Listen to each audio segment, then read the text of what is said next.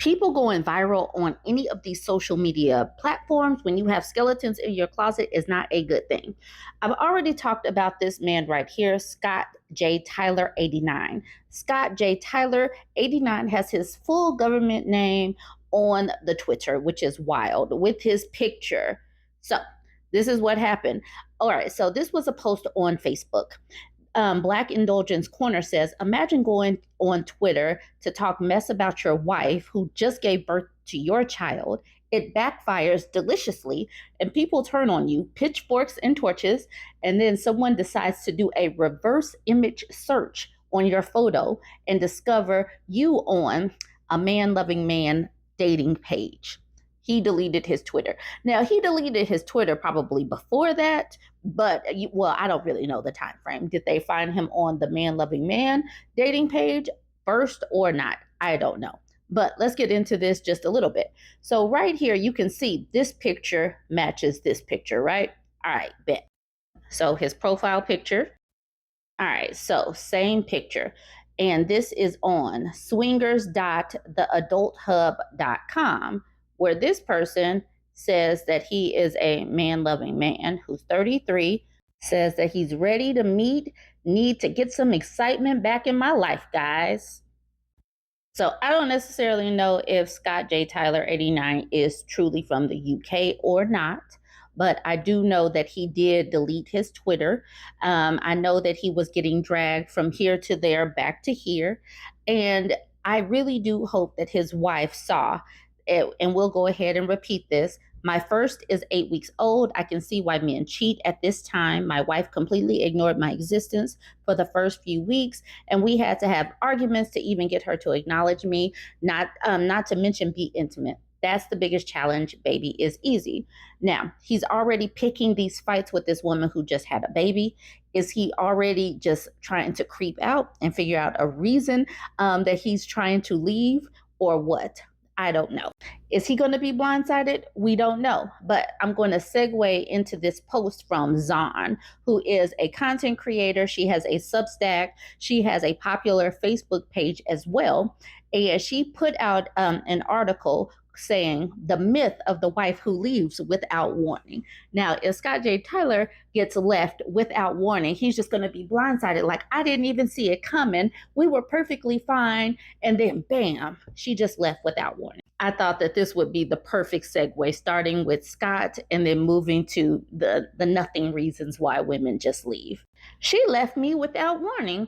Or maybe he'll claim that she left for a completely ridiculous reason because he was home late once, or left a dish in the sink, or was in a bad mood that one time, without acknowledging that the final blow was part of a series of years of ignored needs.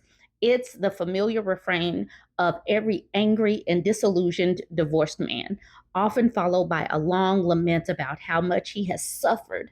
He has to pay child support to help fund his children's existence. Sometimes he has to coordinate his children's schedules. He doesn't have guaranteed access to X, and he's having to split resources with someone he actually promised in his wedding vows to split resources with. My God, the horror. Divorced men pretend to be angry and hurt about the injustices of splitting up the life they jointly made. They feign shock and horror that their partners would leave perfect marriages.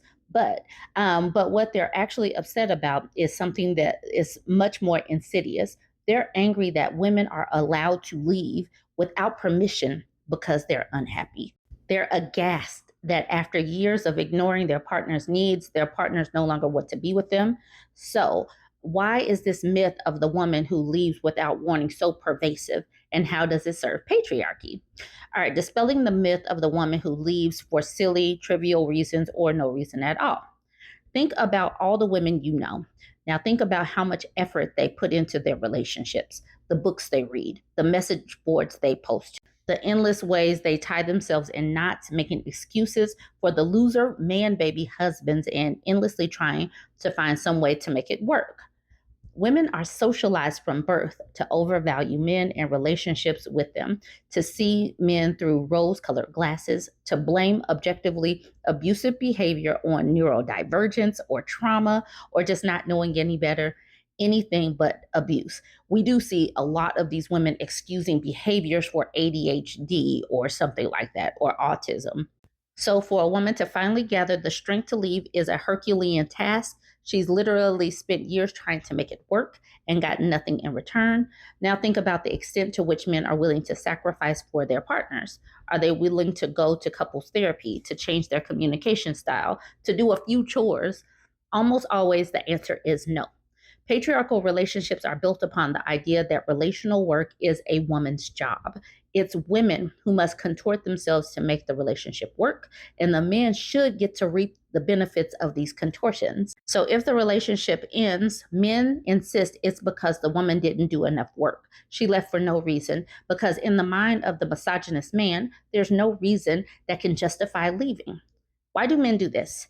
Wrapped up in the idea that women leave for no reason is the notion that women must not only have a reason to leave, but must also have a reason that a man, specifically a man who has ignored her needs and made her miserable, approves of.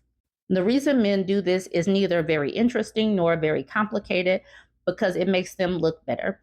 Because it makes them look better, period. Men assume their wives won't leave because they view relationships with women, and specifically women they can treat as useful appliances. I'm so glad that so many different women are saying this. We are wife appliances. All right, I'm sorry. They view relationships with women as an entitlement, so they don't change. And then when the wife leaves, the man is indeed shocked because he expected her to tolerate his BS, not because he really believes she left for no reason. And that's the thing. A lot of these people, they tell us outright that they expect to have a woman. Simply going to work is enough to keep their family intact. They're acting like women are not autonomous humans that actually have needs and need support and need love and all of that.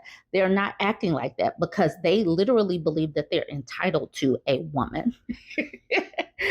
And we keep shocking them and letting them know, no, hun, I will walk away from this BS. Who wants to say he ignored his wife's stated needs for years because he thought he could get away with it? Anytime a woman is stating her needs is considered nagging. They don't hear women nagging, and then women go quiet, and then they get confused that the woman is now quiet.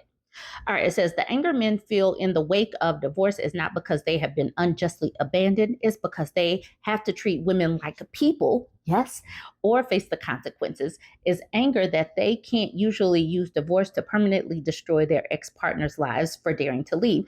And that's the reason why they can't stand us feminists and women getting opportunities and women getting their careers together, because those women have the option to leave when they need. Marriage works great for men. It demands little to nothing of them, usually just that they have a job, but they don't even always have to do that. And in return, it prolongs their lives, improves their well-being, and gives them access. It gives them access to a person they can treat like a useful appliance and servant with few consequences. And this is what is changing. Women are saying, I am not just an appliance, I am a human with needs. And now they're getting the Pikachu shocked face. It says, no wonder they're so angry when it ends. The wider political implications of this narrative. The myth of the flighty, volatile woman who leaves for stupid reasons without warning both draws upon and supports cultural myths about women's irrationality and unreliability. And then this part right here. These myths bolster a massive political agenda to place women fully under men's control. This is the reason why the right wants to do away with no-fault divorce. This is the reason why you got J.D. Vance talking about one vote per household. And who do they want to vote? The man. This is the reason why you got people on social media calling for repeal the 19th and all of that. There are political reasons why they want to get women back under the boot of the patriarchy. All of this so that they can bring the wife appliances back under control, because we are out of control by asserting our humanity. Now, I didn't finish up all of Zahn's Substack in her blog post, but you definitely should check it out. This is an amazing post. Please check her out on her Facebook page or her Substack. And once again, here is the post on her Facebook page, and here is the title so that you can finish reading it. Jump in the conversation. Let me know what you think. Don't forget to like, comment, and share.